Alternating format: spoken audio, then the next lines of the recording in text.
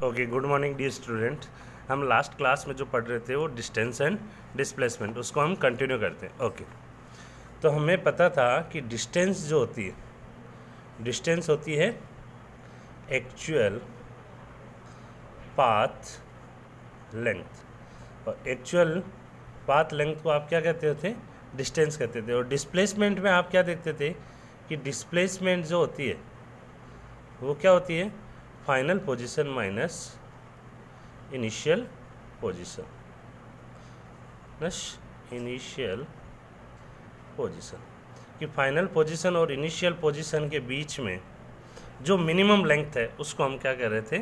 Displacement कह रहे थे। उसका एक एग्जांपल लेते हैं। जैसे फॉर एग्जांपल कोई पर्सन ए से चलना स्टार्ट करता है, ए से गया बी पे, बी से गया सी पे, और सी से गया कहाँ पे? डी पे।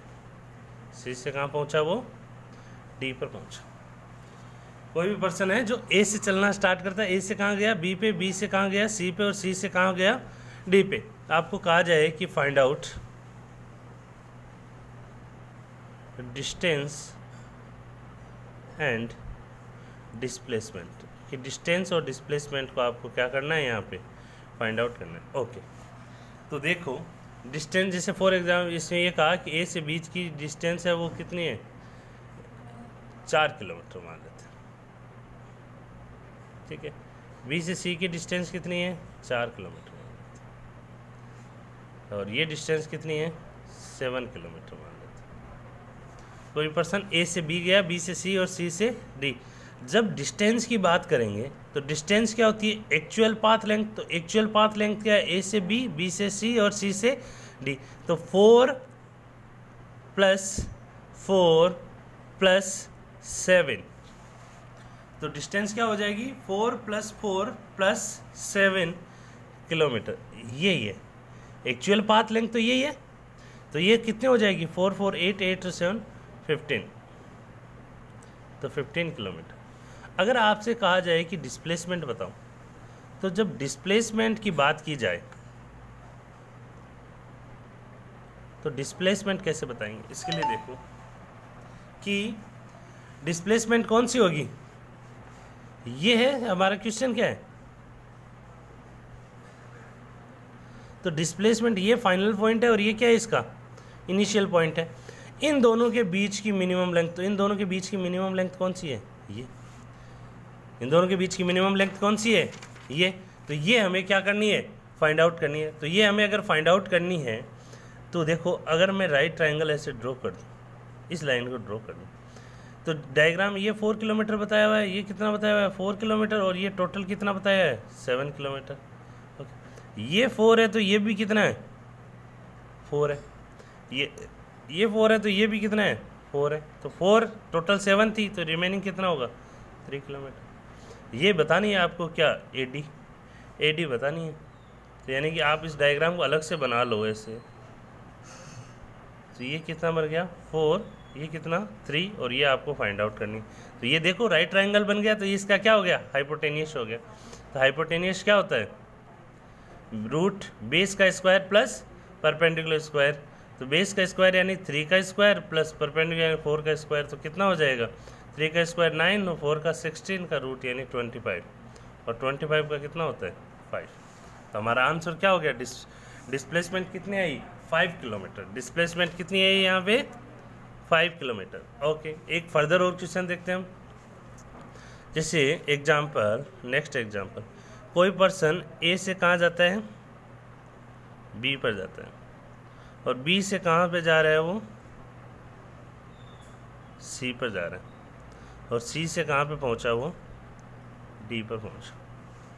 जब वो ए से बी पर गया तो ये लेंथ बताई 6 किलोमीटर, और ये जो डायरेक्ट सीधी लेंथ है ये बता रखी है आपको 7 किलोमीटर, और ये कितने बता रखी है आपको? फिर से 5 किलोमीटर।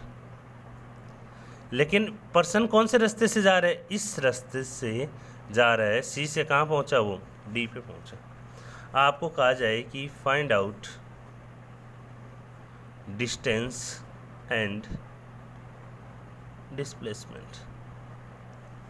डिस्टेंस और डिस्प्लेसमेंट आपको क्या करनी है, फाइंड आउट करनी है। तो यार सवाल में ये कहा जाए ए से बी और इस पाथ से होते हुए सी और इस पाथ से डी गया, तो डिस्प्लेसमेंट तो हमें पता है, डिस्प्लेसमेंट क्या होती है, फाइनल पॉइंट और इनिशियल पॉइंट के बीच की मिनिमम लेंथ। तो यहाँ जो डिस्प्लेसमेंट आएगी वो डिस्प्लेसमेंट क्या हो जाएगी, सीधी हो जाएगी 6 + 7 + 5 18 किलोमीटर। कितनी हो गई, 18 किलोमीटर। बट डिस्टेंस की बात करें, अब डिस्टेंस देखो, ये तो पता है हमें, ये कितनी है 6, इस पाथ का नहीं पता है तो इसको मान लेते हैं कितनी है x, पर इस पाथ से गया तो ये कितनी हो गई 5। भाई यही तो चला पर्सन, 6 ये चला और ये मान लो कितनी है x चला और ये कितनी चला 5 चला, तो 11 + x। अब दिक्कत आ गई कि x कैसे कैलकुलेट करें, तो आप ये देखो सरकमफेरेंस कितनी होती है सर्कल की, अगर किसी की r रेडियस है तो सरकमफेरेंस कितनी होगी 2πr। अगर मैं इसी को ही हाफ कर देता तो ये 2πr का भी हाफ हो जाता, तो ये लेंथ कितनी होती 2πr/2, यानी कि ये कितनी होती πr। तो यहाँ पे जो x है वो क्या होगा πr और r यहाँ पे कितनी है 7/2। ओके, इसको आगे कंटिन्यू करके देखते हैं। तो यहाँ से हमें पता चला कि जो ये सवाल था तो इसमें ये कितनी है, इसकी रेडियस कितनी हो जाएगी 7/2, टोटल 7 है तो ये कितनी हो जाएगी 7/2, ये 6 थी और ये कितनी थी 5 थी। तो 6 + 5 11 तो कर लिया था, 11 + x आया था, x यहाँ पे क्या होगा πr, तो 11 + πr। 11 पाई की वैल्यू कितनी 22/7, r की वैल्यू यहाँ पे कितनी है 7/2, 7 से 7 कैंसिल, ये 11, तो आंसर कितना आया 22 मीटर। कितना आया 22 मीटर। तो डिस्टेंस आई 22 मीटर और जो आपकी डिस्प्लेसमेंट थी लास्ट क्लास में, तो डिस्प्लेसमेंट निकल के आई है यहाँ पे कितनी 18 किलोमीटर। तो आपने ये देखा कि जो हमेशा जो मैग्नीट्यूड होता है डिस्टेंस का वो बड़ा होता है, डिस्टेंस का मैग्नीट्यूड क्या होता है बड़ा होता है। और देखो डिस्टेंस जो है,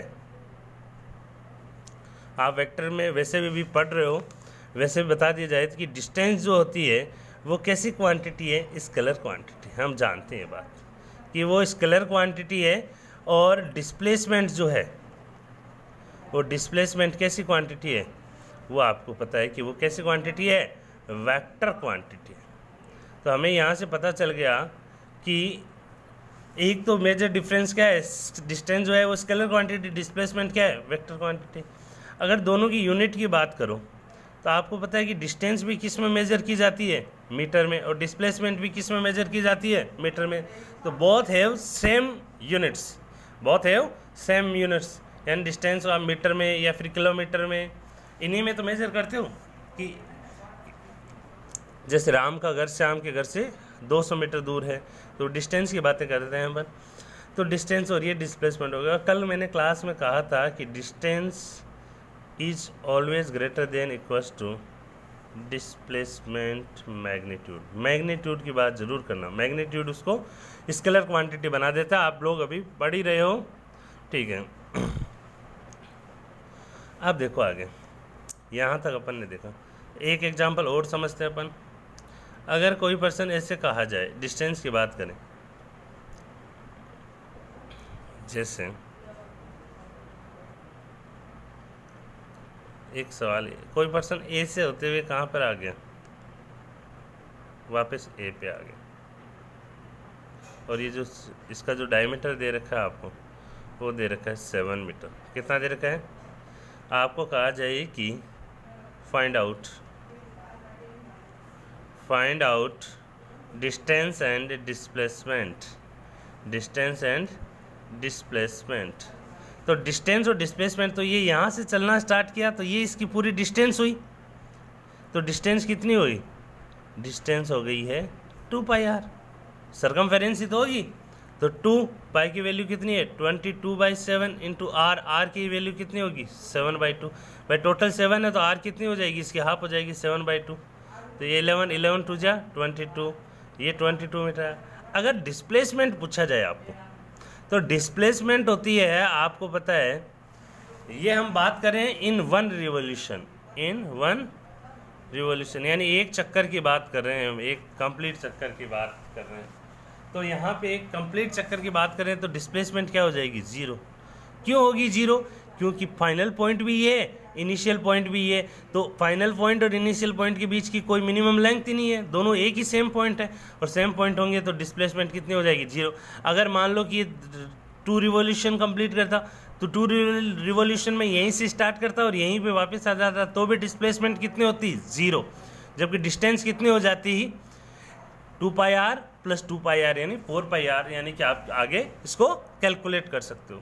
अब क्या है कि कई बार वॉच वाले क्वेश्चन आते हैं, वॉच वाले क्वेश्चन, जैसे ये आपके पास घड़ी है आपकी, ठीक है, मिनट वाले या सेकंड वाले जिसकी भी बात करें, जैसे जो मिनट वाली सुई है वो उसके लिए क्या हो जाएगी, यहाँ पे ये उसकी रेडियस हो जाएगी, ये उसकी क्या हो जाएगी, रेडियस हो जाएगी। तो जैसे आपसे कहा जाए कि घड़ी में जैसे मिनट वाली सुई है तो 15 सेकेंड में वो कितनी डिस्टेंस ट्रेवल करेगी और कितनी डिस्प्लेसमेंट ट्रेवल करेगी। जैसे मान लो कि इसकी लेंथ कितनी है, 2 मीटर है, तो find out distance and displacement travelled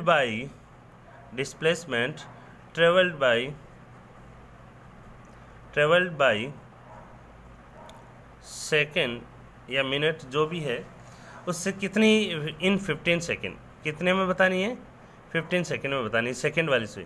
तो आपको पता है कि 15 सेकेंड में वो कहाँ पे आ जाएगी, 12 से चल के कहाँ पे आ जाती है, 3 पे। तो 15 सेकेंड में ये कहाँ पे आ जाएगी, इस पॉइंट पे आ जाएगी।